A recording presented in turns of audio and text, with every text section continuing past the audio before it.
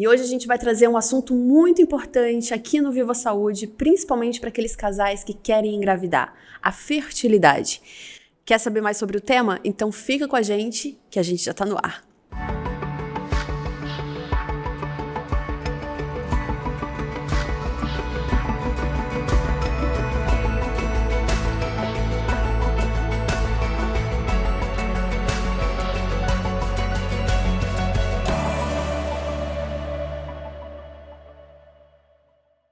E em nome da Maria Rocha da Unicred, eu recebo hoje aqui a ginecologista, que também trabalha com reprodução assistida, a doutora Lisandra Radaeli.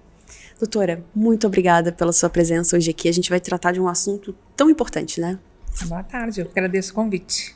Doutora, então vamos primeiro falar sobre a fertilidade, né? O que é fertilidade? O que é estar fértil ou não estar fértil? O que significa essa palavra? Então, isso aí é uma questão que não existe um conceito único. Vai depender muito da idade deste casal, para dizer que um casal é considerado infértil.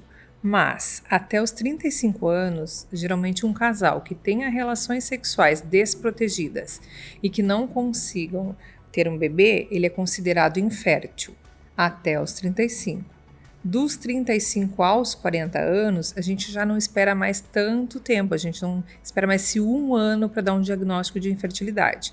Vai diminuindo, acima de 40 anos, a gente pode dizer que 3 meses já de tentativas sem sucesso, a gente já tem que investigar uma possível infertilidade.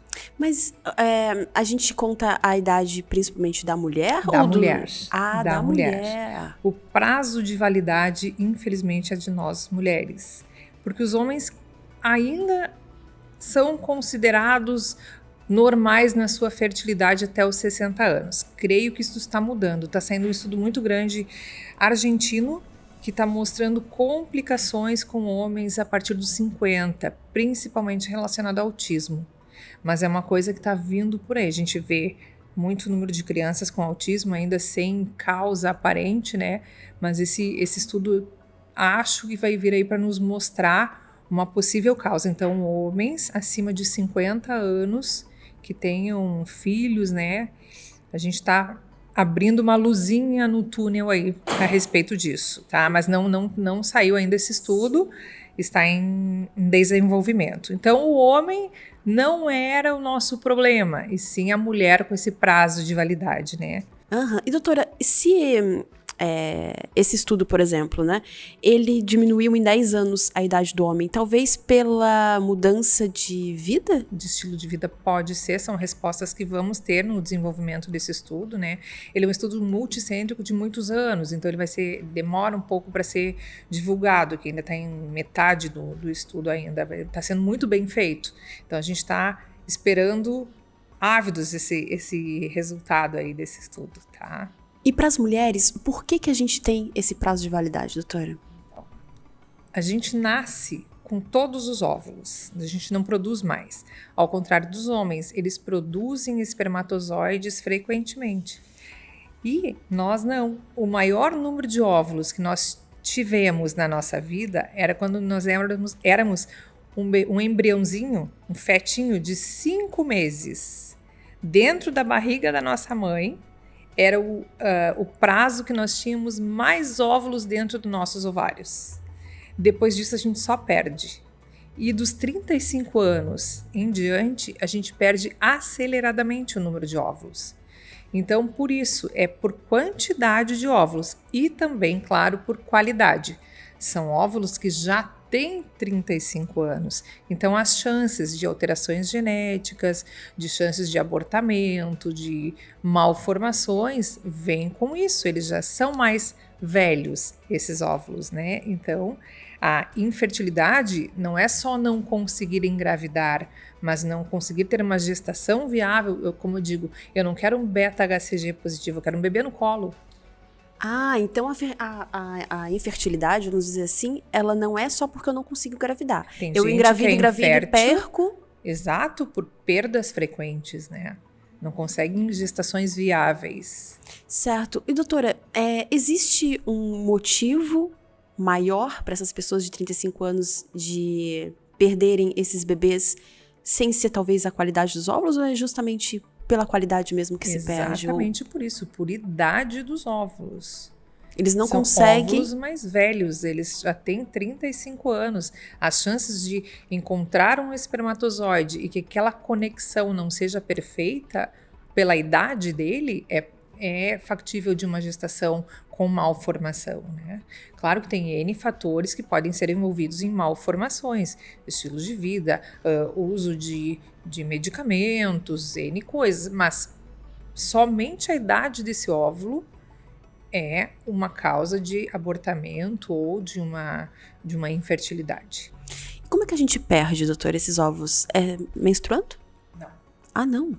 Todo mês tu tens um óvulo recrutado, né? Então, uma mulher que tenha 35 anos fazendo contas aí, iria perder, não vou fazer conta aqui agora, mas não fecha a conta de milhões de óvulos que nós tínhamos a vir decrescente, contando as ovulações que nós tivemos a partir da primeira menstruação.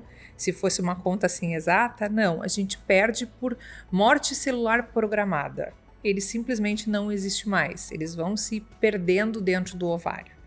E existem pessoas que são mais suscetíveis a perder mais e outras... Isso é uma herança genética. Por exemplo, tu herdaste da tua mãe ter 200 milhões de óvulos. Eu posso ter herdado da minha mãe ter 100 milhões. A tua reserva vai acabar depois da minha, né? Então, e isso também tem a ver com a menopausa. Por que tem padrões familiares de as mulheres entrarem na menopausa, né? A mãe, as irmãs geralmente tendem, né, a uma idade similar para entrar, porque é uma herança genética. Menopausa é não ter mais nenhum óvulo dentro dos ovários que não produz mais hormônios. A gente chama isso de falência ovariana, que já não funciona mais, por perda, por idade, não tenho mais. E isso, então, foi herdado. Então, é muito individual. Eu recebi tanto, eu vou ter aos 35 anos tantos e eu vou entrar na minha menopausa com tal idade. Tá? Então, isso é genética. Então pode ser genético mesmo? Por se a minha mãe teve poucos óvulos, eu também posso ter poucos? Pode, isso é uma herança. E outras coisas, claro, cirurgias, né, que tenham feito nos ovários. Mulheres que tenham endometriose, que é uma cirurgia que a gente faz para tirar os focos de endometriose, que tenham no ovário. Essa cirurgia para tirar a endometriose pode ter perda de óvulos, perda de folículos, né? Então, processos cirúrgicos a gente pode perder, mas são causas aí que a pessoa vai saber, né? Tu estás fazendo um tratamento, mexendo naqueles óvulos que estão ali e a gente utiliza o cautério, né? Por mais que aqui na cidade o Dr. Leandro, que é um cirurgião que faz bastante endometriose, que a gente trabalha juntos no mesmo grupo, ele tem muito cuidado em tratar esses ovários, porque ele sabe que os folículos que estão ali dentro, os óvulos que estão ali dentro são preciosíssimos, né? Então, mas se tem que tirar uma doença, essa pessoa vai ter menos óvulos que a outra, né? Então, um fator cirúrgico também. Doutora, e existem exames pra gente saber Existe. se esses óvulos... Como é que funciona esse exame? Esse exame tem duas formas principais. A gente vê a contagem de quantos óvulos eu tenho nos meus ovários, né? Temos duas formas melhores para ver isso. Um é um exame de sangue que se chama dosagem de hormônio antimileriano. Ele me mostra a minha reserva de óvulos que eu tenho com 30, com 35. Se eu sou uma pessoa que com 30 anos tenho já uma baixa reserva, eu tenho que me atentar. Eu tô com 30 e já tenho essa dosagem baixa, eu já tenho que ter os meus filhos ou fazer uma coisa que a gente hoje está incentivando muito, porque nós podemos ser donas da nossa história, que é o congelamento de óvulos. Já tem que começar a pensar? Com certeza. Eu posso, por exemplo, a partir dos 30 anos, querer fazer esse exame simplesmente para eu saber para preservar a tua fertilidade, né? Mas a gente já toca nesse assunto que eu acho que é importante, cabe a gente focar nisso. Então, um exame é esse hormônio antimileriano, que é uma dosagem de sangue. Não precisa estar em estado de hormonal, fase menstrual para coletar, não. Pode ser em qualquer fase do ciclo. Pode estar usando anticoncepcional, Não tem problema, que a gente consegue também fazer esse exame. E outro é um ultrassom no período menstrual, que o ultrassonografista conta quantos folículos existem ali, quantos óvulozinhos que foram recrutados para aquele ciclo. Então, é uma contagem de folículos antrais. Doutora, o anticoncepcional, ele pode diminuir? Eu fiz uma vez eu fiz a contagem também, e a minha médica pediu para eu parar de tomar o anticoncepcional e fazer a contagem novamente. Isso influencia? A contagem qual que tu disse? Do antimileriano. Muito pouco. Muda muito pouco. Era só uma assim, esperança, então. Se era ruim, ela fez isso para ti, para ver se ele melhorava um pouquinho, porque ele não muda muito, usando ou não o anticoncepcional oral. Ao contrário de hormônios que a gente tem que dosar para ver a tua função hormonal toda. Por exemplo, um FSH, um estradiol, que são hormônios que os nossos ovários produzem. E o estradiol, o ovário produz, e não pode estar usando pílula, porque daí a dosagem que eu vou fazer é da pílula. Não é meu, né? Esse não é do meu sangue. O antimileriano não, ele não está em medicamento nenhum. Então, mas o anticoncepcional ele pode mudar, mas muito pouco. E quanto é, doutora, essa reserva legal? Existe um número?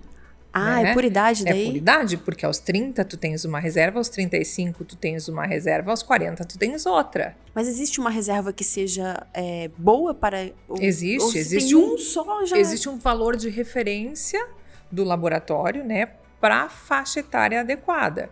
Vamos dizer, uma paciente de 30 anos que vai fazer um antimileriano que esteja com 2,5, ok, tem uma boa reserva. Então ela pode ficar mais tranquila, mas já tem paciente com 30 anos que tem 1 de antimileriano. Então ela vai chegar nos 40 com uma reserva super baixa. Então é bom ela correr, né? E doutora, agora vamos falar sobre os casais, né? Que procuram você com certeza no seu consultório. Quando um casal precisa procurar uma pessoa para auxiliar na fertilidade, o que é o sinal de alerta para eles? Então, esse casal que... Vamos dizer que essa paciente, a gente vai botar um ponto aí de idade de 35 anos, que é a maioria dos casos, né? Estão tentando engravidar 1 ano com relações frequentes, desprotegidas e nada. Não é o ideal que fique esperando, né? Eu costumo dizer, o mundo inteiro conspira para aquele casal, os amigos todos estão engravidando, a família está pressionando, e aí já gera todo um estresse, todo mundo engravida e nós não, né? Eu acho que cabe, a gente tem aqui na cidade profissionais para estar investigando isso, pode ser o seu ginecologista geral que se vê alguma coisa já encaminha para a especialidade, né? Mas 1 ano sem gravidez é sinônimo de investigação. Alguma coisa está de errado. Tá? Tem que investigar o que está acontecendo com esse casal. E a investigação do casal. Isso que eu ia perguntar, porque a gente muitas vezes vê as mulheres correndo atrás e as mulheres sendo responsabilizadas, né? Então, qual é a parcela do homem nessa... A infertilidade hoje é 40-40. 40% feminina, 40% masculina e 20% dos dois. Então tá muito igual as taxas de serem causas femininas e masculinas. E por que você acredita nisso, doutora? Que existe essa esse nosso pensamento de que é a mulher. Isso é cultural, né? Porque o homem, ele já não vai no médico porque não é cultural dele de ir, né? As mulheres têm esse costume de se cuidar, de procurar o ginecologista, de fazer o seu preventivo. Então já está incutido nela, na maioria, né? Principalmente aqui na nossa região sul, na nossa cidade, as mulheres se cuidam bastante, né? Então, que ela vai, que ela investigue. Então, ela já é acostumada. Ela sabe que está alguma coisa de errado, ela vai. O homem já é mais difícil. Botar a culpa no homem já tem uma coisa dessa, não sou acostumado a ir. E existe outra questão que mexe muito com os sentimentos masculinos. Falou da sua fertilidade, às vezes está incutida a sua sexualidade e eles não conseguem mais lidar bem com isso, né? É uma questão cultural que a gente vê muito no consultório. Se existir o fator masculino, nossa, eles ficam muito mal. E a mulher, às vezes, eu tive pacientes que me falaram assim, ó, que bom que eu descobri um fator em mim de infertilidade para livrar o sentimento do meu marido, sabe? Então isso é tão sacrificante. Muito, é incrível, assim, como os homens têm isso que eles não podem ser considerados inférteis. E como é essa conversa sua com eles, doutora? Quando eles chegam, porque tem que ter um jeito pra falar, porque assim, vou ter que investigar, mas vai ter que ser vocês dois? Com certeza. Como é que é lidar com isso? Esse casal, ele já chega muito mal, né? A gente tem que acolher, né? Porque, aquilo que eu disse, parece que tudo conspira. Tu quer ver se a cunhada engravida. Eu acho que é a pior pessoa para engravidar quando um casal tá tentando ali, que é essa relação assim de familiar, de amigos, e que eu não consigo, e o que aconteceu conosco. Então tu tens que acolher esse casal. E aí a gente mostra que isso é uma coisa que tá acontecendo demais. Não é culpa deles, né? E essas mulheres também, em relação a isso, dessa baixa reserva, elas se frustram demais. Eu costumo mostrar fotos de mulheres na década de 80, 90, fotos de revistas femininas. O que eram? Mulheres dentro de casa, ali com os filhos. Hoje não. Essa mulher, a foto de revista feminina é ela no mercado de trabalho, ela como executiva, ela se cuidando, mulheres de 40 anos que parece que tem 20, né? Então isso mudou. A modernidade chegou, mas não para os nossos óvulos. Né? E a gente tem que mostrar isso, não é culpa sua. Tu não estás com 35 anos com baixa reserva porque tu quiseste. Tu é de uma geração que tu tens uma carreira, tu tens as tuas coisas e tu tentou achar que a tua fertilidade vinha normal até aqui, mas não. Né? Então o nosso ovário não está combinando muito com esse fator. E eu acho que é isso que tem que fazer no consultório. Acolher esse casal, mostrar que eles não são uns estranhos que não engravidam, que muita gente tá com esse problema e que tem solução, né? A gente mostra, tem solução. A gente só não consegue engravidar um casal que ela não tenha útero, engravidar ela, porque até útero de substituição a gente consegue hoje, né? Aqui no Brasil.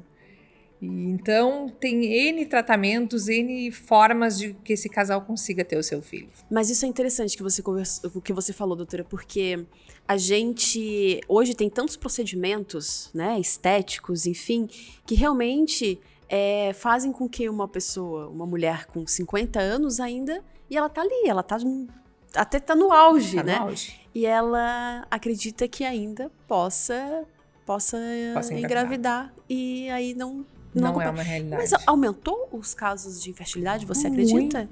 Muito. Exatamente por isso que as mulheres estão engravidando muito mais tarde. Elas entraram no mercado de trabalho muito mais tarde. Isso eu digo das nossas regiões desenvolvidas, né? Que acontece mais, claro, né? Onde as mulheres têm outro papel na sociedade, né? Mas isso, então, a infertilidade aumentou por causa da faixa etária que também as mulheres deixaram. Mas a faixa etária anterior, que estaria dentro do período fértil, não. Isso continua ainda ou também aumentou um pouquinho os casos de a pessoa não conseguir engravidar? Pode aumentar, principalmente o estilo de vida, né? Aí muito mais fator masculino. O espermatozoide é muito sensível ao ambiente. Né? Então, privação de sono, estresse, uma coisa muito, mas muito importante que a gente precisa falar em relação ao fator masculino é o uso de anabolizantes, né? Então, esses usuários de academia que estão usando bomba porque acham que tem que ficar com o corpo mais forte do que consegue, atrapalha demais a fertilidade. E por que, doutora, isso ocorre? Porque ele está usando um hormônio externo, né? E aí ele está bloqueando os seus e prejudicando a sua produção de espermatozoide. É a produção mesmo que interfere. E a qualidade também? Também, completamente. Fumantes atrapalha demais a qualidade do espermatozoide. Café em copo de plástico. Café em excesso e o plástico quente, né? Então, esses fatores externos atrapalham muito, principalmente o fator masculino. Eu conversei com uma nutricionista que falou que, inclusive, homens que ficam andando muito de bicicleta. Sim, a bike faz traumas testiculares. E hoje tem bastante, né? Muito. Por isso que na consulta do casal a gente tem que perguntar tudo. A profissão, Esporte. o esporte, né? O que usa, o que não usa, porque atua em muita coisa aí a fertilidade. O banco da bicicleta no trauma testicular pode prejudicar, então, o espermatozoide, né? Alimentação, doutora, também? E eu acho que principalmente na qualidade. A gente vê, eu não sei se isso tem lógica, mas na minha cabeça, assim, as crianças de hoje, elas não são igual as crianças, né, de alguns anos. Então, assim, a gente vê as meninas muito mais formadas, muito mais adultas, muito mais... Eu fico pensando, gente, isso pode ser os hormônios das coisas que a gente consome. Com certeza. Porque é impressionante. Estão menstruando muito mais cedo, né? E os caracteres sexuais femininos muito mais precoce nas meninas, né? Então, elas estão mais desenvolvidas, sim. E isso realmente por esses fatores externos. E, doutora, quais são os primeiros exames que você pede quando um casal, por exemplo, chega? Você pede já direto tanto para os homens quanto para as mulheres? Não, eu faço a parte de infertilidade feminina. Eu tenho um colega que faz a parte de infertilidade masculina, que é o Dr. Daniel. Então, aqui ele também ele é urologista e faz a infertilidade masculina. Mas o casal geralmente vem para mim, assim, para a mulher, muito mais procurado na ginecologista do que na urologia, né? Mas eu peço uma avaliação inicial, que é um espermograma, né? Que é um o básico, assim. Sim, para investigar.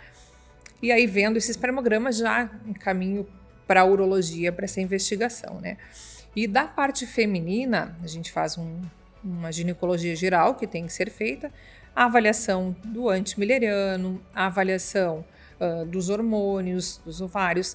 Existem causas de infertilidade que podem ser de trompa, então a gente vê se essas trompas A trompa é a parte que comunica o útero lá com os ovários, que vai pegar o óvulo e levar para encontrar o espermatozoide. Então, essa trompa não pode estar obstruída. E ela se obstrui com o quê? Principalmente por infecção bacteriana, geralmente, né? Chama E doença inflamatória pélvica. Pode ser sem dor. Pode ser um achado de exame, uma obstrução de trompa, né? Então, tem que avaliar se essa trompa é pérvia, que pode encontrar ali um espermatozoide ou não. O útero, se ele tem uma malformação, né? Se está tudo certo. A função dos ovários, está tudo ok. Investigar endometriose, que é um grande número de causa de infertilidade feminina, né? A endometriose, geralmente, ela não é silenciosa. A paciente geralmente tem clínica, né, de cólica menstrual. Não sei se já falaste com o Leandro. A gente conversou sobre endometriose. Então, era cultural que cólica é normal. Não, cólica não é normal. Cólica tem que ser investigada, né? Então, a endometriose, sim, a gente investiga. E isso é uma parte de uma avaliação inicial, né? Tem os ovários policísticos também, né? O que é o ovário policístico?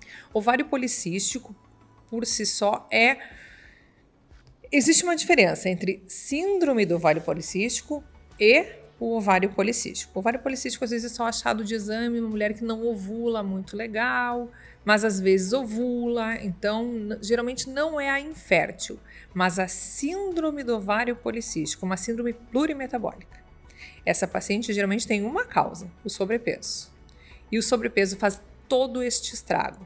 Ele vai fazer a resistência insulínica, que vai fazer a alteração hormonal, ela não vai ovular, ela vai aumentar a testosterona, ela vai ficar cheia de acne, ela vai encher de pelos, não menstrua, obesa e é infértil. Então, é síndrome do ovário policístico. E são vários cistos no ovário? Então, são ovulações que não se completam e vão formando cistinhos no ovário, um achado de ultrassom. E aí, dá pra retirar esses cistos? Ou tem que mudar todo? Não precisa retirar. Uma vez se retirava, hoje não mais. Né? Ele não vai atrapalhar ali os outros que vão vir saudáveis. Não, a gente tem sim que causa base, perder peso.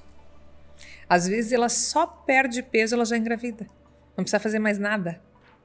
Doutora, e da endometriose, existe uma chance de se fazer uma cirurgia e depois conseguir engravidar? Sim. Se ela tem uma endometriose cirúrgica, né, que é a indicação, muitas das pacientes, 6 meses depois da cirurgia, engravidam espontaneamente. E existe um prazo? Depois de certo prazo já não é mais tanto? A gente espera esses 6 meses. Por quê? Por causa desse timing, né? Ela já tá fazendo a cirurgia da endometriose, que idade que tá essa mulher? A gente, depois da cirurgia, a gente dá esse tempo de 6 meses. E ela já tá infértil. E aí a cirurgia pode diminuir. E a gente tem medo dessa idade e anos, e aí daqui a pouco não dá mais certo, né? Então, a gente pode partir depois para uma outra conduta, que são a parte de, quem sabe, da baixa complexidade, uma indução de ovulação com relação sexual programada, né? E depois, quem sabe, uma fertilização in vitro, né? Doutora, existe algum fator psicológico que pode atrapalhar?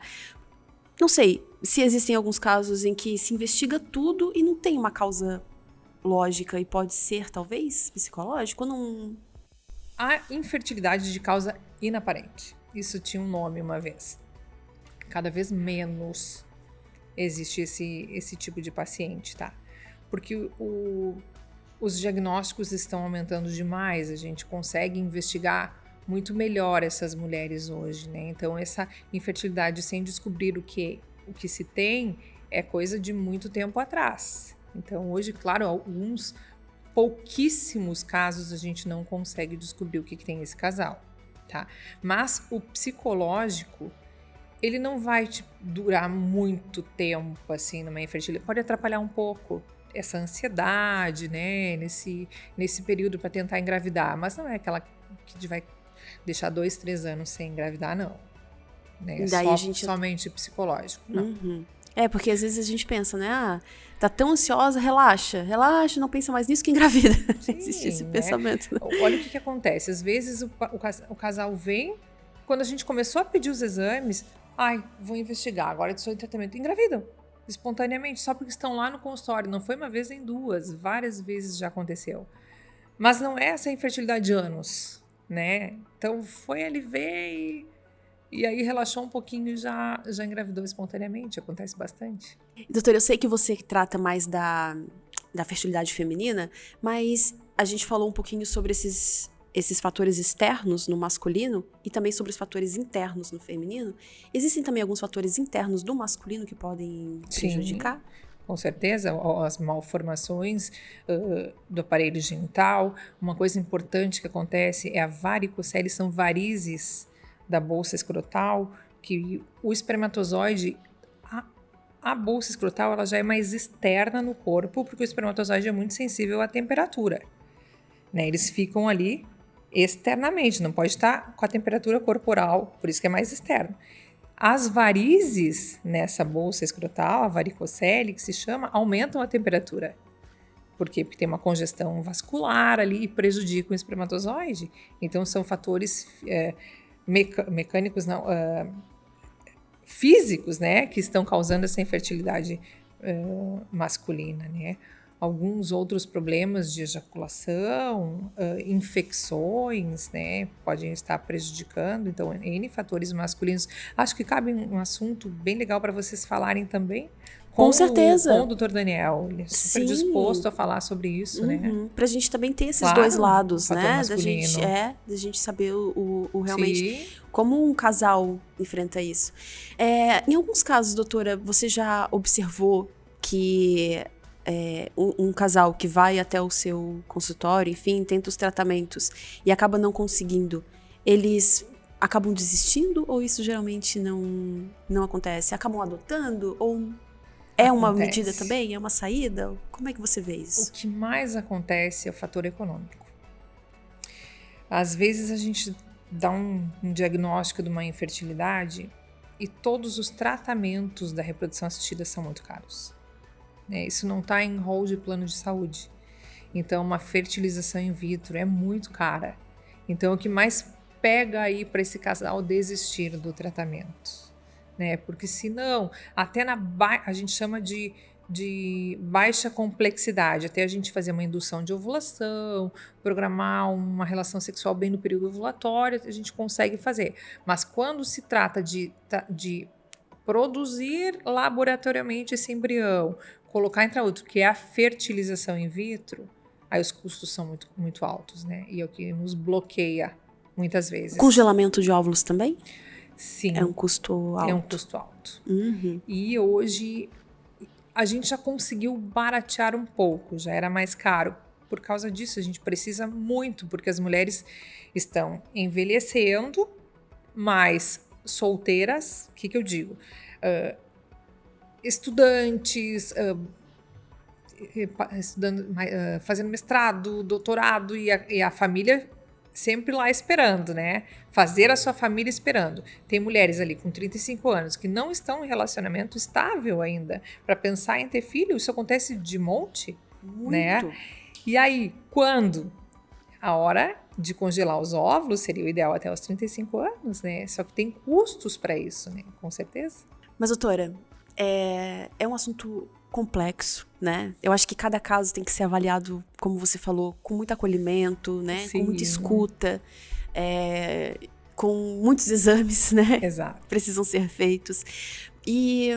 Mas eu acho que pra gente encerrar esse videocast, eu gostaria que você deixasse, assim, uma mensagem pra esse casal que tá assistindo a gente, né? Que tá querendo muito engravidar e que, às vezes, encontrou aqui, né? Uma fala, assim, de conforto, Claro. E de ajuda. Eu acho, assim, que esse casal tem que ir pra ontem. Porque se é o casal que não tá conseguindo engravidar, eles já estão nesse período aí. E vamos lá e vamos investigar. Tem tratamento, tem coisas que são mutáveis, nem tudo é fertilização in vitro, né? Tem umas coisinhas que a gente já pode modificar só com um medicamento e que vai dar tudo certo.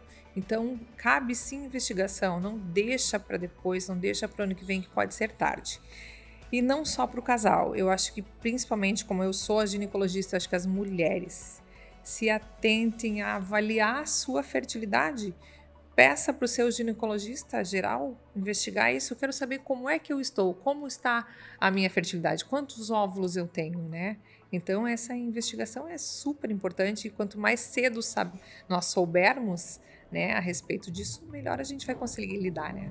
E a gente vai ter opções, né? No mínimo, a gente vai ter opções. Porque eu posso ter 30 anos, começar a investigar, mas assim, não quero engravidar agora, mas eu vou ter uma opção com no certeza. futuro. Eu já sei como é que vai ser quando eu tiver com 35, né? Doutora, muito interessante. Quero agradecer muito a sua presença aqui. Sim, eu que agradeço. E eu espero que os casais que tenham assistido a gente, eles tenham tido aí um pouquinho de esperança também, porque a gente sabe o quanto você sabe muito mais do que eu, o quanto é uma ansiedade, né? Dessas pessoas que não conseguem. Por isso que eu disse, é um acolhimento desse casal, né? Que eles vêm muito, muito ruins, assim, muito mal emocionalmente. Então tá, obrigada, tá, doutora? Imagina, eu que agradeço. E a gente tem o nosso próximo encontro na quinta-feira que vem. Eu espero vocês às 8h30 da noite pela UniTV e também pelas plataformas de áudio e vídeo da Unimed Tubarão. Muito obrigada pela companhia e até a próxima.